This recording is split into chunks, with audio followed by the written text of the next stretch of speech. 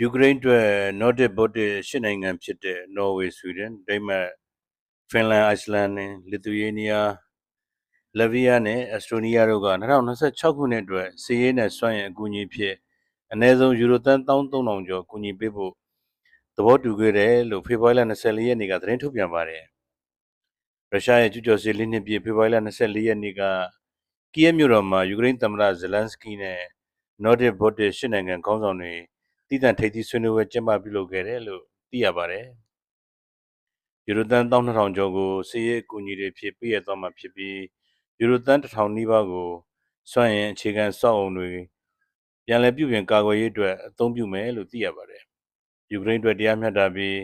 ဂုဏ်သိက္ခာရှိတဲ့ငြိမ်းချမ်းရေးရရှိဖို့နိုင်ငံတကာဥပဒေချိုးဖောက်မှုတွေအတွက်ရုရှားကတာဝန်ယူတာဝန်ခံရေးတွေအတွက်လည်းဆက်လက်ဆောင်ရွက်သွားမယ်လို့သိရပါတယ်။ Burma Voice Media ပါ